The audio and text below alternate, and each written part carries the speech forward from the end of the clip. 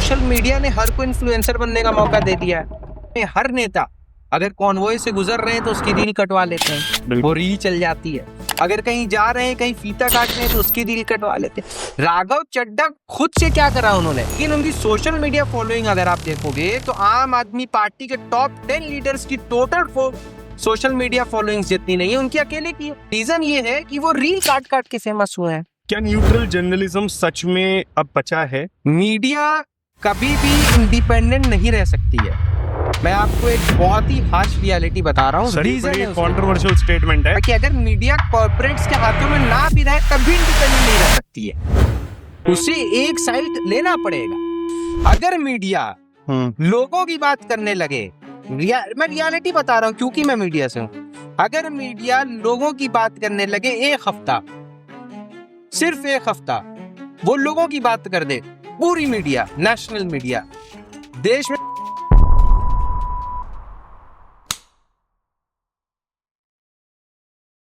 दोस्तों, हम एक ऐसे टाइम में जी रहे हैं जहां पॉलिटिक्स सिर्फ पार्लियामेंट या रैलीज में डिसाइड नहीं होती, बल्कि Instagram reels, YouTube clips, WhatsApp forwards और ट्रेंडिंग हैशटैग्स पे भी डिसाइड होती है। आज अगर कोई स्पीच वायरल हो जाए तो वो पॉलिसी डॉक्यूमेंट से ज्यादा पावरफुल हो जाती है। एक फेक वीडियो इलेक्शन इन्फ्लुएंस कर सकता है, एक डिबेट पूरे कंट्री का मूड चेंज कर सकती है, और कभी कभी परसेप्शन रियलिटी से भी ज्यादा इंपॉर्टेंट लगने लगता है। दोस्तों, पहले मीडिया का काम था पावर को क्वेश्चन करना, लेकिन आज लोग मीडिया को ही पॉलिटिकल प्लेयर के रूप में देखने लग गए हैं। न्यूट्रल जर्नलिज्म पे सवाल उठ रहे हैं। एल्गोरिथम्स डिसाइड कर रहे हैं कि हम क्या देखेंगे, किस बात पे आउटरीच होगा, किस इशू को नेशनलिज्म बोला जाएगा और किस ओपिनियन को एंटी नेशनल। और सबसे डेंजरस चीज शायद ये है कि टेक्नोलॉजी और साइकोलॉजी का कॉम्बिनेशन डेमोक्रेसी के deeply it's changing and it's influencing. Cambridge Analytica से लेकर डीप फेक पॉलिटिक्स तक, एआई जनरेटेड प्रोपेगेंडा से लेकर इन्फ्लुएंसर ड्रिवन नैरेटिव्स तक, पब्लिक ओपिनियन ऑर्गेनिकली फॉर्म हो रहा है, ये इंजीनियर किया जा रहा है, ये बिगेस्ट क्वेश्चन बन चुका है। तो दोस्तों, आज हम बात करेंगे, क्या पॉलिटिक्स गवर्नेंस से ज्यादा ब्रांडिंग बन चुकी है? क्या जर्नलिज्म न्यूट्रल रह भी गया है? क्या उसमें अभी भी जान बाकी है? क्या नेशनलिज्म नेचुरली इमर्ज होता है या मैन्युफैक्चर किया जाता है बाय मीडिया? और क्या फ्यूचर इलेक्शन वोटर्स डिसाइड करेंगे या algorithms? This is not just a political discussion, guys. This is a discussion about the future of democracy itself. आज हमारे साथ एक ऐसे ही गेस्ट हैं जो ट्रेडिशनल मीडिया बैकग्राउंड से नहीं आते, बट डिस्पाइट दैट मीडिया और जर्नलिज्म की फील्ड में रैपिडली अपनी प्रेजेंस को डेवलप कर रहे हैं, बिल्ड कर रहे हैं। ये लोकल इश्यूज से लेकर नेशनल इंटरेस्ट और इंडिया के इंटरनेशनल मैटर्स तक एक्टिवली अपने प्लेटफॉर्म पे बात करते हैं, ग्राउंड रिपोर्टिंग भी करते हैं और न्यूज मीडिया इकोसिस्टम को ऑडियंस पर्सपेक्टिव से भी क्लोजली ऑब्जर्व करते आए हैं। इन्होंने सीनियर जर्नलिस्ट अंजना ओम काश्यप के अंडर इंटर्नशिप भी की है और अब डीडी न्यूज जैसे नेशनल प्लेटफॉर्म पर भी रेगुलरली अपीयर होने लग गए हैं। So today will talk about media, will talk about politics, nationalism, digital narratives, journalism और डेमोक्रेसी के चेंजिंग नेचर को। Please welcome Talha Imroz Khan sir. बहुत बहुत शुक्रिया ऋषभ भाई, इतना बेहतरीन इंट्रो, बहुत ज्यादा तारीफ कर दी आपने, बहुत बहुत शुक्रिया। आपके इस चैनल एम्बिशन प्रेप के ऊपर ये मेरी खुशकिस्मती है कि मैं यहाँ आया हूँ और आपसे बात करने का मौका मिल रहा है। एक बहुत ही डाइवर्स टॉपिक के ऊपर हम बात करने वाले हैं, मीडिया नैरेटिव से लेकर के पॉलिटिक्स से लेकर के, और जो गेम चेंजिंग बिहेवियर आजकल देखने को मिल रहा है पॉलिटिक्स में, उसकी भी हम बात करेंगे। स्टार्ट करते हैं ऋषभ भाई। Right sir. सो सर, मेरा क्वेश्चन आपसे, first question to you sir, पहले गवर्नमेंट जो थी रोड्स बनाती हैं, जॉब्स देती हैं कि नहीं देती हैं, पॉलिसी कैसी बनाती हैं, उनकी डिलीवरी कैसी है, उस पर उनको जज किया जाता था। वो बेसिस था इलेक्शंस का, वो बेसिस था लोग उनको कैसे जज करते थे। लेकिन आज सोशल मीडिया के एरा में परसेप्शन आई गेस रियलिटी से भी ज्यादा पावरफुल हो चुका है। Viral speeches, hate speeches, opticals and branding, AI generated images, AI generated scripts, narratives, ये एक्चुअल गवर्नेंस को कहीं ना कहीं ओवरशैडो कर रहे हैं, हार्म कर रहे हैं। तो क्या modern democracy slowly governance model से अटेंशन मॉडल में कन्वर्ट हो रही है? बिल्कुल, हाँ, हम ऐसा बोल सकते हैं? बिल्कुल बिल्कुल ऐसा बोल सकते हैं। और ऋषभ सर, आप देखिए, चीजें गौर करने वाली है। इस जमाने में जब हम जी रहे हैं तो एक ऐसा ये जमाना है जब ये पूरा एआई ड्रिवन हो चुका है। इस जमाने में मीडिया से लेके पॉलिटिक्स तक हर जगह एआई का बहुत बड़ा इन्फ्लुएंस है। साथ ही साथ सोशल मीडिया ने हर को इन्फ्लुएंसर बनने का मौका दे दिया है। अब इस भीड़ में, इस तेजी से बढ़ रहे ग्रोथ में पॉलिटिशियन सोच रहे हैं पीछे क्यों रह जाए। पॉलिटिशियंस के पास क्या है, हमें समझने की जरूरत है। उनके पास पैसा है, उनके पास पावर है, लेकिन उनके पास उस लेवल का इन्फ्लुएंस नहीं है जो वो चाहते हैं कि वो उनके पास। बिल्कुल वो इन्फ्लुएंस उन्हें दिख रहा है कि अगर वो सोशल मीडिया पे एक्टिवली वो करेंगे तो वो इन्फ्लुएंस मिल सकता है नेशनल लेवल का। आज के वक्त में वही रीजन है कि देश भर में हर नेता अगर कॉन्वॉय से गुजर रहे हैं तो उसकी रील कटवा लेते हैं, वो रील चल जाती है। अगर कहीं जा रहे हैं, कहीं फीता काट रहे हैं तो उसकी रील कटवा लेते हैं। तो ये सारी चीजें इसलिए की जाती है कि लोगों के बीच में एक ऐसा माहौल तैयार किया जाए कि वो भी इन्फ्लुएंशियल है और उसके बेसिस पे वो वोट्स कुछ गैदर कर पाए। तो मामला पूरा नैरेटिव सेटिंग का है। आप जैसी अपनी नैरेटिव सेटिंग करोगे वैसा आपको रिजल्ट मिलेगा ग्राउंड के ऊपर। बहुत अच्छा एग्जाम्पल है राघव चड्ढा का। राघव चड्ढा क्या है? राघव चड्ढा एक जमीन स्तर के नेता नहीं है। आप समझिए कैसे मैं बोल रहा हूँ। राघव चड्ढा 2 बार चुनाव लड़ते हैं लेकिन एक बार भी नहीं जीतते हैं। ये रियलिटी है। बिल्कुल बाद में उन्हें राज्यसभा भेज दिया जाता है। राघव चड्ढा खुद से क्या करा उन्होंने? यही करा कि उन्होंने आम आदमी पार्टी में इंटर्नशिप स्टार्ट करी थी और उसके अलावा उन्होंने क्या करा? मेहनत करा। बहुत ही बेसिक लेवल पे जब पार्टी जी तो साथ में मेहनत करा, लेकिन वो ग्राउंड लेवल पे काम नहीं करा है उन्होंने। पंजाब इलेक्शन में उनका बहुत अच्छा रोल था, सारी चीजें ठीक है, ग्राउंड पे तो कुछ नहीं था। लेकिन उनकी सोशल मीडिया फॉलोइंग अगर आप देखोगे तो आम आदमी पार्टी के टॉप 10 लीडर्स की टोटल सोशल मीडिया फॉलोइंग जितनी नहीं है उनकी अकेले की है। Correct 14 million follower. रीजन क्या है? रीजन ये नहीं है कि वो ग्राउंड पे काम करते थे और बहुत फेमस हैं ग्राउंड पे।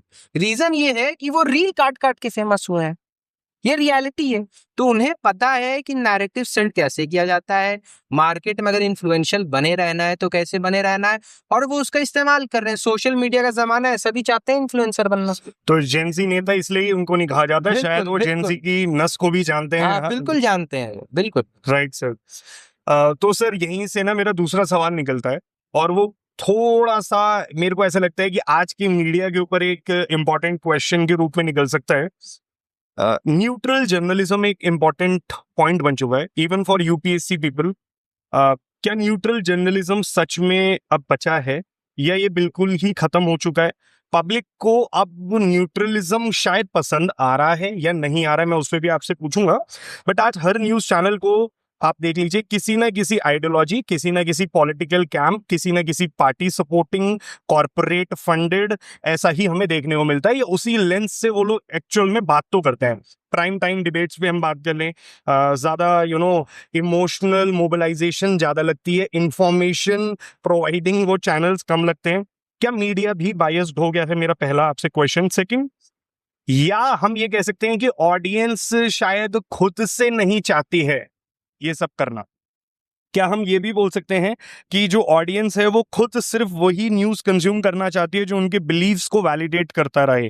क्या जर्नलिज्म अब पब्लिक सर्विस नहीं, साइकोलॉजिकल कॉन्फर्मेशन बिजनेस बन चुका है? तो उस पे मैं आपसे आपकी राय चाहता हूं सर। नहीं, बिल्कुल ऋषभ सर, आप देखिए क्वेश्चन तो आपका लंबा था लेकिन उसका बेस यही था कि क्या मीडिया बायस्ड है और क्या मीडिया ने एक साइड पकड़ दिया। देखो, पर बिल्कुल सही बात है, क्या मीडिया बिकी भी है? हाँ। क्या मीडिया खरीद ली गई है? हाँ, तो आप देखो क्या है कि मीडिया, आप समझने की जरूरत है कि मीडिया है क्या और चलती कैसे है।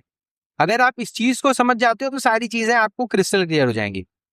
मीडिया आज नहीं बिकी हुई है या मीडिया आज बायस्ड नहीं हुई है। मीडिया की आप हिस्ट्री देखो क्या है। जब इमरजेंसी लगा था हमारे देश में तो उस वक्त दूरदर्शन था, सिर्फ दूरदर्शन के ऊपर महाभारत प्ले किया जाता था ताकि गवर्नमेंट के खिलाफ कोई बातें ना हो सके। बिल्कुल। तो उस वक्त मीडिया का दायरा छोटा था, हमारे पास मीडिया के रूप में सिर्फ दूरदर्शन था, तो सिर्फ दूरदर्शन का इस्तेमाल हो रहा था एक नैरेटिव बिल्डअप करने के लिए, वन साइडेड। सेम चीजें आज हो रही हैं, फर्क बस इतना है कि उस वक्त सिर्फ एक दूरदर्शन था, आज हमारे पास 1000 मीडिया चैनल्स है, 7 उनके डिजिटल प्लेटफॉर्म्स है। मीडिया कभी भी इंडिपेंडेंट नहीं रह सकती है। मैं आपको एक बहुत ही हार्श रियलिटी बता रहा हूँ, सर ये रीजन बड़ी है उसके कंट्रोवर्शियल स्टेटमेंट है। नहीं, मीडिया का तो काम सर अनबायस्ड रहना है ना। ये हमारी कोर प्रिंसिपल है। ऐसे तो नेता का भी काम जनता की सेवा करना है, करते हैं क्या? नहीं करते हैं। तो जो हम एथिकल वे में देखें तो कोई एथिकल वे में नहीं चल रहा है। ये प्राइवेटाइजेशन हो चुका है मीडिया का। आप समझने की कोशिश करें क्यों मीडिया इंडिपेंडेंट नहीं रह सकती है। हमारे देश में हम कौन से ऐसे मीडिया हाउस को सपोर्ट कर रहे हैं जो प्राइवेट नहीं है, जो कॉर्पोरेट के हाथों में नहीं है? आप एक का नाम बताइए। आप कितने न्यूज चैनल्स का नाम जानते हैं, बताइए। नहीं मैं तो सर जितनों का आप 3 जानता न्यूज चैनल्स का नाम बताइए। हूँ। जी न्यूज है, इंडिया टीवी है, एनडी टीवी है। आपने आज 3 तक चैनल है। का नाम लिया, 4 का लिया। जी न्यूज के मालिक सुभाष चंद्रा है, मेरे ख्याल से एमपी राज्यसभा रह चुके हैं, एक्स एमपी हैं। एक्स। आज तक के मालिक केपी जी ने हम बोलते हैं, और केपी उनकी बेटी कलीपुरी, वो भी कॉर्पोरेट है, उनका बहुत बड़ा काम है, बिजनेस है। इंडिया टीवी का नाम लिया आपने, उसके ओनर रजत शर्मा है। रिपब्लिक टीवी का नाम लिया आपने, उसमें इन्वेस्टमेंट बीजेपी राज्यसभा एमपी का है। न्यूज 18 इंडिया का आप नाम लो, वो रिलायंस ग्रुप का है, यानी अंबानी का है। आप एनडीटीवी का नाम ले रहे हो, वो अडानी ग्रुप का है। देश में कौन सी ऐसी नेशनल मीडिया है जो इंडिपेंडेंट है ही नहीं। आप कारोबार करने बैठे हो ना। अगर आप मीडिया हाउस चला रहे हो और अगर उसे कॉर्पोरेट्स के हाथों में वो है, तो आप कैसे एक्सपेक्ट कर सकते हो कि वहां पे न्यूट्रल बातें होंगी? तो सर ये जो पूरी आजादी की लड़ाई हुई, कमिंग टू द सेकंड, हाँ जी, आप उस पे आएंगे हम। Coming to the second point, ये अभी तक हमने समझा कि ये कॉर्पोरेट्स हैं इसलिए दिक्कत होती है। दूसरा रीजन ये है, मैं आपको बताना चाहूंगा कि अगर मीडिया कॉर्पोरेट्स के हाथों में ना भी रहे तब भी इंडिपेंडेंट नहीं रह सकती है। आप देखोगे नहीं, आप व्यूअर, ठीक है, आप गेस करो, हमारे देश में एक छोटे से शहर के अंदर एक छोटे से नुक्कड़ पे एक इंसान बैठ के टीवी देख रहा है। उसने टीवी ऑन करा ही इस एक्सपेक्टेशन के साथ है कि टीवी में मेरी बात हो रही होगी। कोई भी आपकी बात सुनने के लिए टीवी नहीं देखता है, वो इसलिए टीवी ऑन करता है कि मेरी बात हो। मेरी बात यानी जनता की बात हो, और वो ये एक्सपेक्ट करता है कि मेरी जो आइडियोलॉजी है वैसी बात हो। आप अगर मीडिया बिल्कुल इंडिपेंडेंट होकर बात करने लगे तो लोग उसे देखना बंद कर देंगे। उसे एक साइड लेना पड़ेगा, या वो साइड रविश कुमार का हो या वो साइड सुधीर चौधरी का हो। एक साइड अगर मीडिया नहीं रहेगी देन भी कुछ है ही नहीं ना। फिर ये एथिकल वे में सही नहीं है, लेकिन ये रियलिटी है। सो मैं आपसे यही पूछ रहा था कि जब हम आज़ादी की बच्चों को पढ़ाते हैं, हिस्ट्री पढ़ाते हैं, हम बच्चों को बोलते हैं कि आज़ादी की लड़ाई में अधिकतर ब्रिटिश ने यही काम किया कि मीडिया हाउसेस को, जो न्यूज़पेपर्स हैं, जर्नल्स हैं, इनको कहीं ना कहीं कोशिश करी कि इसको हम लोग दबाएं ताकि सच ना पहुंचे लोगों तक। अब यहाँ से तो सर फिर एक और सवाल बनता है कि ये जो नेशनलिज्म की भावना दिखती है, क्या ऐसा तो नहीं ये मैन्युफैक्चर्ड नेशनलिज्म है बाय द मीडिया? क्योंकि जो ट्रेंड मैंने देखा है, और शायद आप उस पर एग्री करें या डिसएग्री करें, आप बताइएगा, कि एक टाइम पे आप देखते हैं कि एक न्यूज़ चल रही होती है, we are talking about unemployment, we are talking about inflation, हम जो एक यूथ है पेपर लीक की बात कर रहा है कि लीक्स हो रहे हैं इतने पेपर में, एक बच्चा है जो वो बात कर रहा है जॉब्स की, हम बात कर रहे हैं फॉरेक्स की, हम देश की ग्रोथ की, और उसी समय एक इमोशनल एंगल निकल के आ जाता है देश में। मीडिया हाउसेस जो हैं कुछ और दिखाने लग जाते हैं, शायद हमारा परसेप्शन चेंज कर देते हैं। सो क्या एक्चुअल में this is manufactured nationalism by the media? नहीं, आपने एक बहुत अच्छा पॉइंट उठाया है, और इसका मैं आपको एक लेटेस्ट एग्जांपल देता हूं। अभी पूरा देश इस टॉपिक के ऊपर केंद्रित हो गया था और एक बहुत बड़ा आउटरीच देखने को मिल रहा था कि पेट्रोल्स के रेट बढ़ा दिए गए। मोदी जी ने अपील कर दी, उसमें बहुत बड़ा आउटरीच था पूरे देश भर में। अगले दिन क्या होता है, भोजशाला के ऊपर फैसला आ जाता है। बिल्कुल। मीडिया नैरेटिव कैसे चेंज होता है, आप समझो, जंग हो रही है, कोई बड़ा हादसा हो जाता है, कोई बड़ा, तो मीडिया नैरेटिव कंट्रोल करना ये गवर्नमेंट के हाथों, वो जिस तरह से चाहते हैं वैसे कंट्रोल करते हैं। और पहला क्वेश्चन क्या था आपका? सर पहला मेरा ये था कि हम आजादी में बच्चों को तो यही पढ़ा के आए ना हिस्ट्री में, कि तो मतलब आप ये कह रहे हो 2014 से पहले हाँ, ऐसा कोई कंट्रोल नहीं था और 2014 के बाद हुआ है? नहीं, मैं नहीं कह रहा हूँ, 2014 से पहले मैं भी ऐसा था? बिल्कुल नहीं कह रहा हूँ कि 2014 से पहले मीडिया फ्री थी। अगर 2014 से पहले मीडिया फ्री होती तो 2G स्कैम, स्पेक्ट्रम स्कैम, ये जो स्कैम्स हो रहे थे, इसको लेकर के देश में तो बहुत भयंकर बवाल। मैं क्या कहता हूँ ऋषभ सर, आप समझिए, अगर मीडिया लोगों की बात करने लगे, मैं रियलिटी बता रहा हूँ क्योंकि मैं मीडिया से हूँ, अगर मीडिया लोगों की बात करने लगे एक हफ्ता, सिर्फ एक हफ्ता वो लोगों की बात कर दे, पूरी मीडिया, नेशनल मीडिया, देश में सिविल वॉर स्टार्ट हो जाए। आप तो क्या मतलब आप समझते हैं? कह रहे हो मीडिया ने बचा रखा है देश को, आप समझ नहीं रहे हो, बहुत बड़ा वायलेंस इरप्ट हो जाएगा। आप समझो कैसे, हमें एक चश्मा पहना दिया गया है, अगर वो चश्मा उतार दिया जाएगा तो हम रियलिटी से वाकिफ हो जाएंगे ना। तो सर मतलब आप ये कह रहे हो आंखों में पट्टी बांध के रहो, वो ज्यादा सच है, सही है। डेमोक्रेसी का कोर बिलीफ वही है, आप समझो, डेमोक्रेसी का तो कोर फिर बिलीफ वही है। निशांत कुमार को, मैं जा रहा हूं पॉलिटिक्स की तरफ, निशांत कुमार को हेल्थ मिनिस्टर बना दिया जाता है बिहार का, और वो मीटिंग ले रहा है IAS IPS के साथ। ये डेमोक्रेसी है, कुछ भी हो सकता है। तो इसका मतलब सर ऐसा है सिंपल, जो भी मैं देख रहा था कुछ समय पहले, अभी वो आया था कि समय रैना का एक शो आया था, उसमें वो बोल भी रहा था कि भाई मीडिया तुम और हम एक ही टीम के मेंबर हैं, दोनों ही देश को हंसा रहे हैं और भटका रहे हैं। तो बात सही है कहीं ना कहीं कि ऐसा नहीं है, देखिए बिल्कुल सही नहीं है। समय रैना का केस बिल्कुल अलग था, वो कोशिश कर रहे हैं कि मीडिया के ऊपर सारा इल्जाम डाल के निकल जाया जाए, लेकिन ऐसा बिल्कुल भी नहीं है। समय रैना का केस बहुत अलग था, और समय रैना ने जो ये स्टेटमेंट दिया है, ये समझने की जरूरत है कि मीडिया आज भी, अगर आप मीडिया ही के ऊपर डिपेंडेंट है और नेशनल मीडिया के ऊपर डिपेंडेंट है, आज अगर पेपर लीक हुआ तो पहला मीडिया ही था जिसने उठाया ये बात, तब जाके पेपर को कैंसिल करा गया नीट के नाम। आप समझो, मीडिया बिल्कुल गलत नहीं है, एक पर्सपेक्टिव है जो वो फॉलो करती है, एक चल रहा है, ठीक है, लेकिन आज भी देश का मुद्दा मीडिया ही उठा रही है। और ये एक दो केस नहीं है, मैं आपको बता रहा हूं। हम बोलते हैं मणिपुर के ऊपर मीडिया बात नहीं करती है, मीडिया हर दिन बात करती है, हम देखते नहीं है, और क्योंकि हम देखते नहीं, उसे छोटा सेगमेंट मिलता है। अगर हम मणिपुर की न्यूज देखना शुरू कर दें, उसको बड़ा सेगमेंट मिलने लगेगा। It's all about TRP. हमने नीट को प्रायोरिटी दी क्योंकि हमारे देश में, हमारे घर गली मोहल्ले में ऐसे बच्चे थे जो अफेक्टेड है, मीडिया ने दिखाया। वो भी तो सरकार के खिलाफ था ना, वो तो सरकार की नाकामी थी। जो नीट में हुआ, पेपर लीक हुआ, कैंसिल करा गया NTA की तरफ से, तो ये तो सरकार की बहुत बड़ी नाकामी थी, लेकिन मीडिया ही ने हाईलाइट किया ना। तो मीडिया बिल्कुल खत्म नहीं है, लास्ट होप है। समझ गया, मतलब आप ये कहना चाह रहे हैं कि media is also driven by their own interest. वो इंटरेस्ट ये है Who उनका is not? टीआरपी। कौन नहीं है? नहीं बिल्कुल सही बात है। हम आप कर रहे हैं TRP के लिए। दुनिया में हर इंसान किसी मकसद के साथ कुछ काम करता है ना, तो उनको अपना धंधा चलाना है भाई, चैनल चलाना है, उन्हें पैसा चाहिए, पैसा एड्स आएगा, एड TRP से आएगी। तो सर अब मैं फिर आपसे एक और सवाल यहीं से पूछता हूँ। अब हम सोशल मीडिया प्लेटफॉर्म्स को देखते हैं, आजकल इंस्टाग्राम देख रहे हैं, आजकल हम न्यूज चैनल्स देख रहे हैं, अलग अलग तरीके के प्लेटफॉर्म्स पे देख रहे हैं। तो आप मुझे एक चीज बताओ, क्या ये डिसाइड करते हैं कि हम क्या देखेंगे, मैं क्या कंज्यूम कर रहा हूँ, किस तरीके का कंटेंट देख रहा हूँ, किस इशू पे आउटरीच होना चाहिए, किस इशू को एंटी नेशनल, किस इशू को डिसेंट में सेडिशियस बना देना चाहिए, किस मुद्दे को दबा देना चाहिए? क्योंकि फिर तो अगेन, क्योंकि it is controlled by media, interest is of media, और उसको अगर सेगमेंट नहीं मिल रहा है तो शायद सही चीज भी दब जाए और शायद गलत चीज भी उठ जाए, क्योंकि इंटरेस्ट के ऊपर सारा गेम है। ट्रेंडिंग टॉपिक्स नेचुरली ट्रेंड करते हैं या एक्चुअल में इंजीनियर्ड हैं?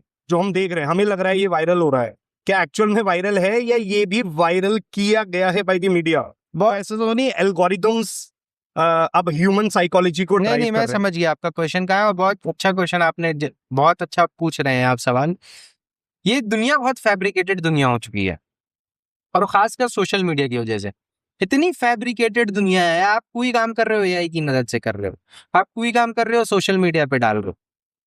क्वेश्चन आपका ये था कि क्या हमारा नैरेटिव कंट्रोल हो रहा है सोशल मीडिया के जरिए, यही क्वेश्चन था। बिल्कुल बिल्कुल हो रहा है, कैसे नहीं हो रहा है? तो ये एल्गोरिथम्स डिसाइड कर रही हैं सब कुछ? बिल्कुल एल्गोरिथम डिसाइड कर रही है, और ये एल्गोरिथम नेचुरल नहीं है। ये आपको मैं समझाना चाहता हूं एक छोटे से एग्जांपल से। अभी आप एज्यूम करो, जी सर। अमेरिका में फ्लोरिडा में एक हॉस्पिटल है, बिल्कुल उसके ऊपर बॉम्ब गिराया जाता है और 300 बच्चे मर जाते हैं, क्या ये नेशनल न्यूज होगी? इंटरनेशनल न्यूज होगी ना? बिल्कुल होगी या नहीं होगी? बिल्कुल होगी। क्या पूरे विश्व भर की मीडिया वहां पहुंचेगी या नहीं पहुंचेगी? 100% क्या अगले 1 महीने तक ये टॉपिक ट्रेंड करेगा कि नहीं करेगा? करना चाहिए बिल्कुल। क्योंकि 300 बच्चों की जान गई है, क्योंकि अमेरिका के फ्लोरिडा में ऐसा हादसा हुआ है, तो पूरा सोशल मीडिया आपको भरा मिलेगा। ट्विटर पे ट्रेंड कर रहे होंगे चीजें, एक्स पे, इंस्टाग्राम पे रील्स बन रही होंगी, सभी लोग अपने कॉन्डोलेंसेस शेयर कर रहे होंगे, नेता का वो आ रहा होगा, ट्वीट्स आ रहे होंगे नेताओं के, इंटरनेशनल लेवल पे लोग कंडेम कर रहे होंगे। लेकिन सेम चीज हुई है रियलिटी में। ईरान के ऊपर जो हॉस्पिटल में बॉम्ब गिराया गया, 300 बच्चियों की जान ली गई, उसे कितना सोशल मीडिया स्पेस मिला? नहीं मिला। अगर ये सेम चीज फ्लोरिडा में होती तो कितना मिलता? ये परफेक्ट एग्जांपल है नैरेटिव बिल्डिंग का, और कैसे सोशल मीडिया हमारे थॉट्स को कंट्रोल करता है। आज की सरकार, आज के पॉलिटिशियंस इस चीज को समझ चुके हैं। हो सकता है कि वो पढ़े लिखे ना हो, लेकिन बहुत ही तेज हैं। उनके साथ जो लोग हैं वो बता रहे हैं कि सोशल मीडिया पे चीजें कैसे काम कर रही हैं, नैरेटिव कैसे बिल्डअप करना है, और वो उस बेसिस पे काम करते हैं। वो चाहे तो आपको वो दिखा सकते हैं वो जो दिखाना चाहते हैं, चाहे वो अपोजिशन हो चाहे रूलिंग पार्टी हो, कोई भी हो, दोनों के पास आईटी सेल अपनी अपनी लगी पड़ी है। राइट। सो सर, जैसे आईटी सेल है, ऐसे ही आजकल एक नई चीज मैंने देखा है पॉलिटिक्स के अंदर नई उभरी है, दैट इज पॉलिटिकल कंसल्टेंट्स। अब हर पार्टी जो है अपने पास एक कंसल्टेंट टीम रखती है, अलग अलग पॉलिटिकल ऑर्गेनाइजेशंस की मदद लेती है। आप समझ पा रहे हो कि मैं कहाँ जा रहा हूँ? हाँ। है ना, पीआर टीम्स है इनके पास अपनी, किस तरीके से अगर कोई रायता फैल गया है तो कैसे समेटना, उन्हें पता है कि किस तरीके से न्यूज को चेंज करना है, क्या करना है। So my point is again कि अब जो इलेक्शंस हो रहे हैं, क्योंकि अगर हम बोलते हैं कि मीडिया का एक कहीं ना कहीं पर्सपेक्टिव है, अपना इंटरेस्ट है, और वो कहीं ना कहीं बायस्ड है, इंडिपेंडेंट 100% तो रह नहीं सकती, जिसको हम फोर्थ पिलर ऑफ डेमोक्रेसी कहते हैं। डेमोक्रेसी की नींव इलेक्शंस है, और इलेक्शंस अनबायस्ड होने चाहिए, बायस नहीं होने चाहिए, यही हमारे देश का संविधान भी कहता है। सो अब मैं वहां से आपसे एक चीज पूछना चाहता हूं, क्या हम ये कह सकते हैं फिर कि इलेक्शंस जो हो रहे हैं इस समय भारत में, जो भी इलेक्शंस अभी रिजल्ट आए हैं, बहुत अच्छे अच्छे रिजल्ट आए हैं, आप जानते हैं, जहां पे पार्टीज नहीं जीत सकती थी जीत गई हैं, कई लोगों ने पार्टीज अपनी बना ली है, तो क्या हम ये कह सकते हैं इस टाइम पे it is actually media that is helping, क्योंकि वो ही नरेटिव सेट कर रही है, मेरे को जो दिन में 10 बार दिख रहा है मुझे तो वो ही दिखेगा और वो ही बिकेगा, क्योंकि मीडिया खरीद ली है ये, क्योंकि मीडिया का काम अब जो अनबायस होना चाहिए था वो नहीं रहा, तो शायद इलेक्शंस पे भी असर आ रहा है। और इलेक्शंस जो कि बुनियाद है डेमोक्रेसी की, और डेमोक्रेसी जिसको बचाने का काम मीडिया को दिया गया था सर, वो खराब नहीं हो गया? आपने क्वेश्चन स्टार्ट करा पीआर एजेंसी से, और फिर आपने मीडिया को पीआर एजेंसी बना दिया सर। वो अब यही तो है पीआर एजेंसी। देखिए, एक प्रॉपर पीआर एजेंसी है जो दूसरों को जितवा तो देती है लेकिन खुद नहीं जीत पाती है। आप समझ रहे हैं मैं किसकी बात कर रहा हूँ? उसने टीवी को हेल्प करा, प्रशांत किशोर की कंपनी ने, बिल्कुल बिल्कुल, वहां टीवी के जीत जाती, आईपैक ने। सेम बंदा बिहार में एक सीट नहीं ला पाता है। तो ये पीआर एजेंसी वालों का क्या सिस्टम है वो तो वही जाने, ये पीआर वालों का और एक एग्जिट पोल वालों का सर्वे जो कराते हैं, ये दो सबसे बड़े मेरे को लगता है ना देश में फ्रॉड कर रहे हैं, क्योंकि इनका कोई रोल नहीं है ना इलेक्शन में ना रिजल्ट में। एक इलेक्शन में लोगों को बेवकूफ बना रहे हैं, एक जो है रिजल्ट के दिन लोगों को बेवकूफ बना रहे हैं, रिजल्ट से एक दिन पहले। दूसरा आपने बोला कि क्या पीआर एजेंसी का काम ही मीडिया कर रही है, मैं इससे 100% एग्री नहीं कर रहा हूं आपकी बात से, क्योंकि ऐसा नहीं है। मीडिया दोनों एस्पेक्ट दिखाती है, उसमें थोड़ा कभी कभी टिल्ट हो जाता है मामला, लेकिन but there it's their own choice, तो इस पे क्या कर सकते हैं, कोई भी कमेंट नहीं कर सकता हूँ। कमेंट नहीं करना चाहेंगे आप? फंस गए मीडिया वाले आज। नहीं ऐसा नहीं है, लेकिन क्या है, तो आप ये बताओ, क्या इलेक्शंस एक्चुअल में इन्फ्लुएंस हो रहे हैं कि नहीं हो रहे हैं? होते ही है ना, जो मीडिया ने इन्फ्लुएंस कर रखा है, बिल्कुल कर रखा है। तो वेस्ट बंगाल में जो जीत हुई सर, उसका हम श्रेय मीडिया को देंगे? ये आप, वेस्ट बंगाल की जीत मीडिया की जीत नहीं है, अमित शाह की जीत है, उनके रणनीति की जीत है, वो एक चाणक्य हैं राजनीति के, और सही उनके सही। पास जो गुण है वो शायद और नेताओं के पास आ जाए तो उनकी सही सर, आप मीडिया से किस्मत हैं। बदल जाए। चलो सर आगे बढ़ते हैं। हाँ। सो यहीं से मेरा एक अगला क्वेश्चन है, पॉलिटिक्स ऑफ फियर, है ना सर, कि क्या फियर मॉडर्न पॉलिटिक्स का सबसे पावरफुल वेपन बन चुका है? क्योंकि सर हिस्ट्री को देखें तो फियर हमेशा पॉलिटिक्स का पावरफुल टूल रहा है। Obviously fear of outsiders, fear of instability, fear of economic collapse, fear of religion, fear of war, अलग अलग चीजों का डर हमारे अंदर बनाया गया है। लेकिन सोशल मीडिया और 24/7 न्यूज साइकिल ने एक अलग ही फियर, कांस्टेंट फियर हमारे अंदर जनरेट कर दिया है। आप न्यूज चैनल खोलते हैं, शायद न्यूक्लियर अटैक होने वाला है, इस पे हर दिन हर 5 मिनट बाद न्यूज आती रहती है, रशिया यूक्रेन, ये वो लड़ाई, इंस्टेबिलिटी, आना, गल्फ क्राइसिस, जो कि गलत नहीं है, बट क्या वो एक्चुअल में उतना ही है जितना दिखाया जाता है, या बड़ा चढ़ाकर सिर्फ टीआरपी बटोरने के लिए है? क्योंकि फियरफुल सिटीजन्स को मोबिलाइज करना, चैनलाइज करना, उनका थॉट बदलना, उनसे कुछ अपने प्रोग्राम्स को सपोर्ट करवाना, इट्स वेरी इजियर। डर एक शायद वेपन रहा है, टूल रहा है हमेशा से। बिल्कुल रहा है, कब नहीं रहा है। तो क्या मीडिया भी उस वेपन और उस टूल को इस्तेमाल करती है सर? देखिए मैं नाम नहीं लूंगा, लेकिन एक चैनल है, स्पेसिफिक चैनल है, तो आप सर्च करना, कभी गूगल कर लेना, वो बोलते हैं ना पॉडकास्ट वाले, गूगल कर लेना, गूगल कर लेना। मैं नाम नहीं बताऊंगा। आप एक वो करना, आप डालोगे ना वॉर का, तो सबसे पहले उसी की आपको रिकमेंडेशन आएगी। उस हमारे चैनल दर्शक बता देंगे सर नीचे हाँ कमेंट में। बिल्कुल, आप कमेंट करना। उस चैनल पे आप 24/7, जब दुनिया में शांति भी रहेगी ना, तब भी वो बात करता है कि वर्ल्ड वॉर भी हो बिल्कुल, सकता है। मतलब तो वो बेस्ड है बिल्कुल वॉर पे वो चैनल। मैं उस चैनल को मैंने बहुत ऑब्जर्व करा है। आप बोल रहे हो कि फियर मॉन्गरिंग के जरिए लोगों को मोबिलाइज करा जाता है, ये आपका क्वेश्चन है। जो भी पॉलिटिकल पार्टीज हैं, मैं आपसे पूछता हूं, वो किस बुनियाद पे जीत रही हैं? क्या इस बुनियाद पे जीत रही हैं कि उन्होंने सड़कें बना दी?